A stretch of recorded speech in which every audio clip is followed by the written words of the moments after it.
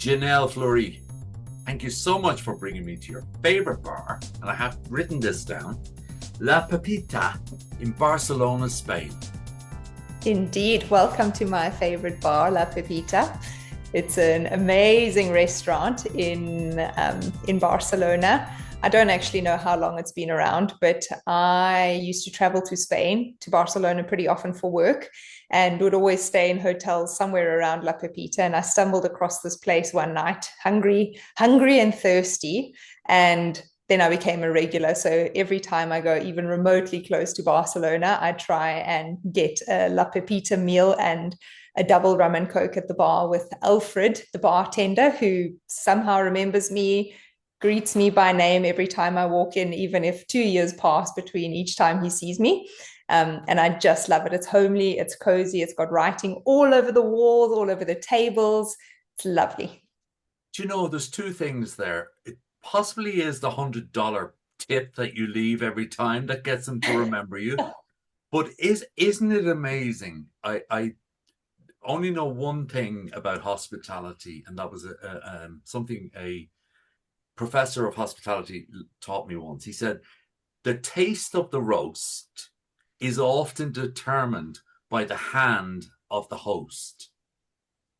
Very nice. And what you've just said there about the proprietor is probably like all those beautiful meats here on the wall and stuff. They're probably, give or take, the same as down the road, taste-wise. But what differentiates it is the guy who remembers your name. Yes, yes. And he loves his job. He's been there. He must have been there now for 9 years or so. And he's just the bartender. I mean, I think he's the most important person there, right? Because he's bubbly, he's happy, he is engaging, sets the mood for the whole place, keeps everyone enthused, and has a very heavy hand with rum as well, which helps. just a barman. I know that many barmen would see themselves as psychiatrists, psychologists, great listeners, all this type of stuff. But when we were looking at this, when I was looking at the pictures, and you mentioned it, what's with all the writing on the walls? Everybody can come. Everyone that visits the bar can just come and write on the wall. So I've written there, I've drawn pictures in the bathrooms, on the walls, on the tables.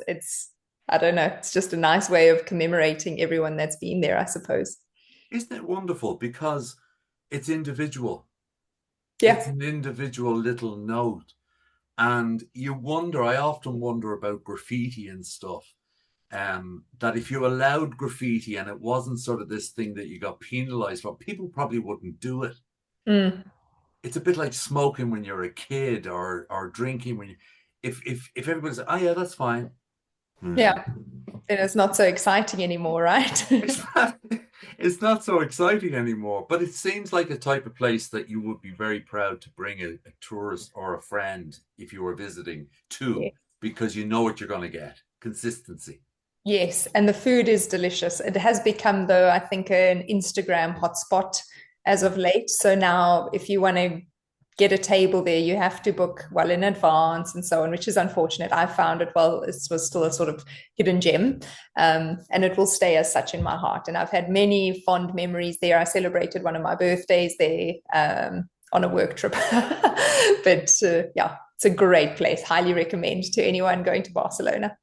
You see, this is the thing. You'll be sorry. Sometimes people let away their favorite little place, and before you know it, then you go and say, "Oh, can we go there and go there?" But it's your little place. So let's assume Alfred was Alfred the barman? Yes, Alfred the barman. Everybody's gone. Alfred's there, and you have had a couple of rum and cokes, and you're ready to give him your favorite quote.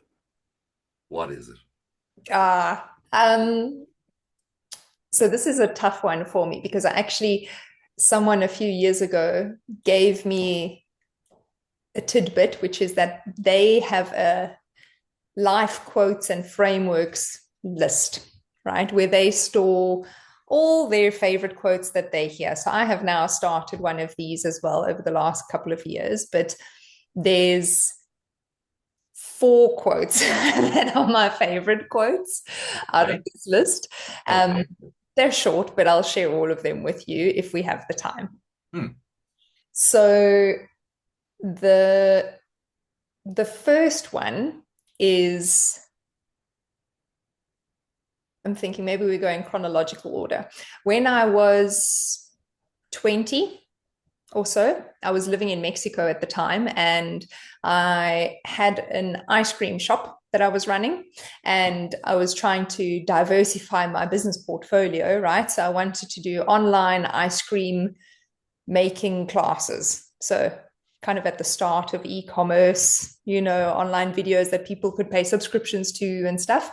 And I went to a course of some e-commerce guru, and he said something that has always stuck with me, and I absolutely love this quote, and I think you will like this quote particularly, which is "No balls, no babies." And I really like this because it's like, it's so to the point. If you don't have the guts to try something, you're not going to see the reward at the end of the day. No.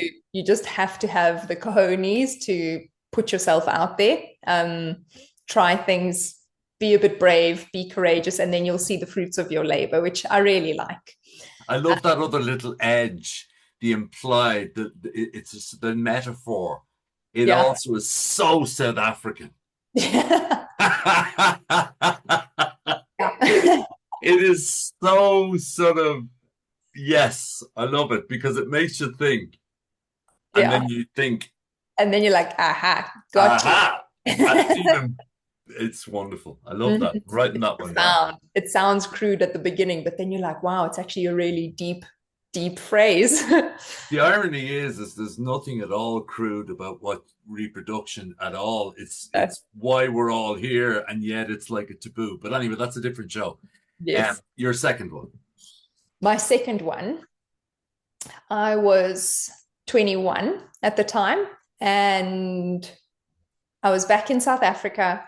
I was translating from Spanish to English for some journalists that were covering the FIFA World Cup in 2010. Oh, just giving away my age. And for anyone who's good at math, which I am not, which is why I'm in public policy and not in economics or something like that. Excellent. And I took these journalists out on a bit of an African experience, and we went to a cultural village called Lesedi Cultural Village, which they take you through a couple of South African tribes, show you their different foods, different art from these different tribes, etc. And then you finish with this big bang show, African dance show, African buffet dinner, etc. And in this whole experience, one of the dancers, African dancers, we were having a conversation with the journalists, and he said, try is better than no. And this is another one that I really liked because it fits in a bit with the no balls, no babies, but it's also just give it a try. You're never going to know if you don't try. No, yes, of course, there's moments in life where we need to say no, and having the skill of saying no is an art as well. And oftentimes we don't say no enough, but when you want to push yourself, just try, because try is better than no. So that one stuck with me a lot. That's good. Like that one too. 2 out of 2. 2 out of 2. The third one is from my dad. During my master's degree, I was busy writing my thesis. I had 4 jobs at the time as well, like part-time jobs, and I was studying full-time, and I was just up to here with stress and feeling really overwhelmed. And he just said to me, my nickname with my dad is Pie Face. So yeah, because my face is nice and round like a pie. He said to me, Pie Face, there's only one way to eat an elephant, and it's one bite at a time.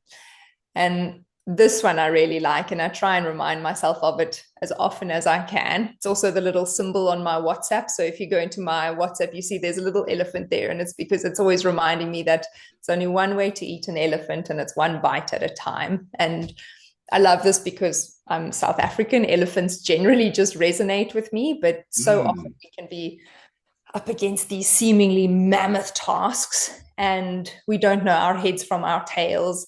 And it's a very good reminder that you just have to kind of take a step back, take bite-sized chunks out of the problem, and slowly, before you even know it, you're going to be taking the last bite of the elephant's tail. It's going to be a bit furry and weird, but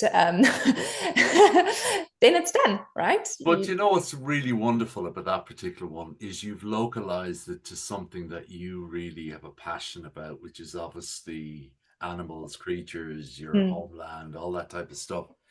And that's how you remember it, and you smile when you say it, and obviously it's your father. We'll get back to the pie face one, because social services are just calling your father about abuse to children under the age of 12 or whatever. But I was speaking recently to a chap who's run 25 marathons in 2 years or something ridiculous. And he had a similar saying. He says, when people ask me, how do you run a marathon? You put your runners on first. Yes.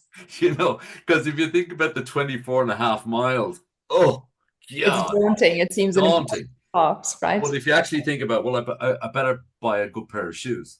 Yeah. It's a great way to start. So 3 out of 3, you're on a roll. Come on. Boom, boom. Fourth one. Come on. Fourth and final one out of my very long list of life quotes and frameworks and phrases. Yeah. Is the first rule of holes. When you find yourself in one, stop digging. Which I really like, because so often we can find ourselves in a hole. And whether that hole is we said something to our wife or our husband or our girlfriend that is actually pissing them off, yet we keep digging the hole deeper and deeper and deeper, right? When you find yourself in the hole, stop digging. Or bigger picture stuff, right? Like sometimes we can go down rabbit holes and it's actually kind of futile. We can be in a situation where we're just flogging a dead horse, but we keep digging the hole, and actually all we're doing is digging the grave for the dead horse rather than resuscitating it, right? So first rule of holes, when you find yourself in one, stop digging, which takes a bit of self-awareness to realize when you are in a hole, firstly. Secondly, self-awareness to realize when the shovel is in your own hands. And third, recognition of like, you know what, I can actually make some changes to my behavior here to stop digging the hole. So you've thought about these things. This isn't being an off the cuff. You've actually thought about the whole analogy from start, middle, and end. I think about these quotes a lot, and I'm actually going to, the one that you said at the beginning around roasts and hosts, I'm going to add that to the life quotes list as well. Yeah, but here you go about digging holes. Why do we knowingly keep digging? Is it that loss of face, pride, I must prove I'm right? In your opinion, based on your own experiences, both of yourself and observation of others, why do people do that? Why do we keep digging? Is it pride? Is it ego? Sure, there's pride and ego, right? Like oftentimes the holes we find ourselves in, we realize that we've overstepped the mark on something. And now we're like, I'm just going to be stubborn because it's more embarrassing to say, shit, sorry, I was wrong. Probably erase the swearing. No, I'm enhancing them. Okay. Turn up the volume on that. That's authentic, yeah. Rather than being willing to just say, you know what, I messed up, sorry, and course correct from there. I think, though, another reason we find ourselves in holes and keep digging is hope. In that we believe that if we just keep digging, just keep trying, something good is eventually going to materialize. And having the ability to determine and distinguish between effort that is one whereby try is better than no, right? And it's going to lead to positive outcomes, versus effort that is actually futile and is just kind of taking us nowhere, expending our energy and putting us perhaps in a worse position than we would have been. And I heard a interesting podcast, I think it was maybe like a year and a half, 2 years ago, that was around why we take so long to quit things as well, right? And it's this, we just should quit quicker, but quitting feels like failure. And I think we need to reframe what quitting means to, hey, quitting a job that you're unhappy in because you're just hoping that eventually you'll get promotion, or hoping eventually you'll get the pay raise, hoping eventually things will get better, etc., rather than saying, you know what, this isn't for me right now, I'm going to move. And that's not a failure. That's me just saying this is right. Or we stay in relationships for too long because we just keep hoping that things are going to change, rather than wanting to accept maybe change is the right thing for us as individuals. So Well, the inability to quit in time, hope, and ego. Let's go with those three. But there's the word change. Mm. You know, there's nothing as inevitable in your life, both physically living the whole as change, and yet we all struggle with it so much, even to the extent of massive change, like moving house and all these things. People, in my observations, there are some people that embrace it, love it, because that's just the way there's other people who just run away from it, and then most people just grin and bear it, punch it in the nose every so often, and embrace bits and don't embrace. Yeah. But still, when you talk to people about change, most people and yet, you know, to your point, it's the most inevitable thing ever. It is. Like, if you put us back, I often think this, if you put us back 45 years ago, notwithstanding all the things that are wrong in 2025 and all the things we give out about in 2025, if you were to put us back to 1970, my lifetime, you'd say, oh my God, it's so boring. Nothing works. I can't do this. And why? Because of change. 50 years of change. Yeah. And what's your approach to change? Me, I love it. Love it. But you usually I like to be... and you punch your way through it from time to time. But there's the thing. What you need to make sure is, okay, am I surrounded with change? Is there? What is the change? Well, we understand. Surround yourself with people who actually understand how to overcome the change, and then go for it. But don't go for it on your own. Yeah. Because that's where you start digging holes. Exactly. But maybe sometimes it's important to put your hand up and say, yes, we'll do that. Because the people who actually have the capabilities and know all the risks and stuff are permutating and combinating, and they want to say no, but really they just want somebody to say yes. Yes. And then they'll get in behind it. Yes. Maybe I'm that person. I'll say yes. I see the longer path, but then surround yourself with people who actually can do it. And that seems to work out okay. So what is the kindest thing? Apart from your father calling you pie face, I have a fucking problem with that. I think that can't be well, as you see, that could be, your father would probably say, well, it was kind love. It was a term of endearment. It was kind love. But what was the kindest thing anybody's ever done for you? Well, firstly, on the pie face, I absolutely love my nickname.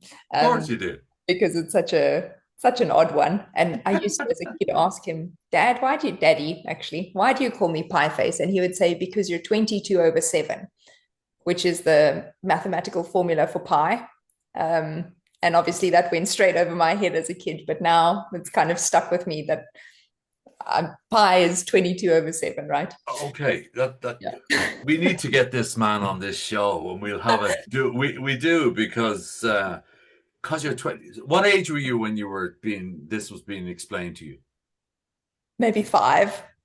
Ah, jeez. 5 or 6. Did your old man, honestly, did your old man have flashcards?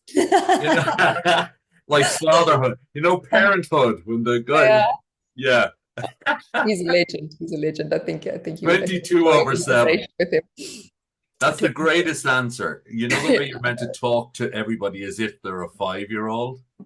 Yes. Your father was talking to you at 5 as if you were Einstein.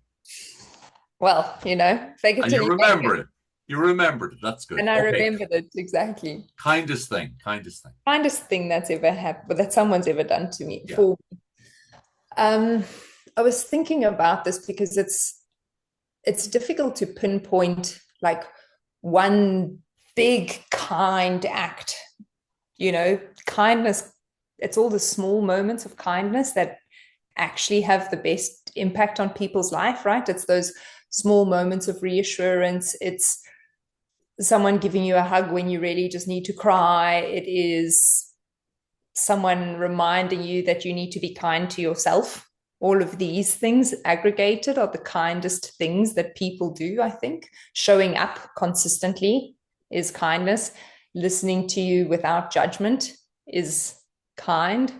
But if I really have to pinpoint one big act, coming back to when I was living in Mexico, something very not nice happened to me. And I was at university at the time, and I had an exam the following morning. And I was so nervous.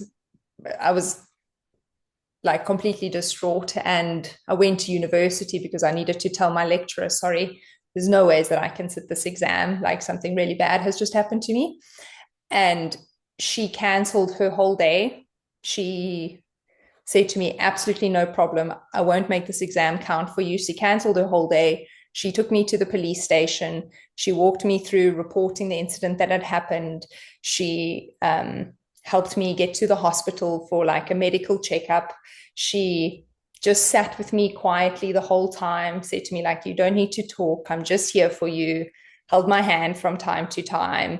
And it was just a really impactful thing because I had started the day feeling incredibly alone and incredibly anxious and directionless. And then someone who I was nervous about, like disappointing this person in that moment, actually turned around and was the biggest helping hand for me in that day and got me through those first moments of what ended up being quite a relay race or quite a marathon, coming back to your analogy about the running shoes and a race. And she just helped me put my running shoes on, which was very, very kind of her. And it stuck with me. And I think it's a symbol of how your time should never underestimate the value of giving a bit of your time and a bit of your company to someone, because oftentimes that will really go a long way for them. Yeah. It's so true. Yeah. It's so true. What a lovely story. And the sad thing, I can't remember this professor's name, but she's very vivid in my memory. I can see her face. I remember her very like strong, assertive, professional attitude, because all of our professors at that university were working professionals at the same time as being lecturers. So it's not just that she cancelled her classes, like she also just took her day off work, which for whatever, I was 19, 20 at the time, meant like the world to me. Yeah. That was not that was a random act of kindness, but I love that concept as well, where you hear of people just doing random acts of kindness to people and you just no idea. Because you sure do hear about the negative stuff every day when you read the paper or go in social media, and you can actually find that your mind starts to go as we're goosed, we're this, everybody's this, but that's only because that's what bleeds it leads, the old adage for the front of newspapers. Yeah. Jinél, we could have a show. You could have your own show. That's for sure. It's been short. It's been short, sharp. We know that you like ice cream. You sell ice cream. You know e-commerce. You speak Spanish. You lived in Mexico. You also go to Barcelona regularly. You write on walls. Scandalous. Don't tell your policy people that. That's breaking all the rules. Imagine one of your type writing on walls. I know, right? It's terrible. You're proper in the day and naughty at night. Oh my goodness. And your father had a very interesting, let's call it, way of giving you backhand compliments by calling you pie face. I love that one. So thank you so much for your time. Thank you, Garry. It's been lovely It's chatting with you and experiencing La Pepita with you. I hope you get yeah. to We experience must it do it too. for real because it's. I love Albert. I like the sound of Albert. He sounds like my type of guy. Albert's a winner. Albert, Alfred, Albert. Alfred, Albert, anybody with an L. Yeah, let's go with L. Thank you so much. It's been wonderful. Thanks, Garry. Bye.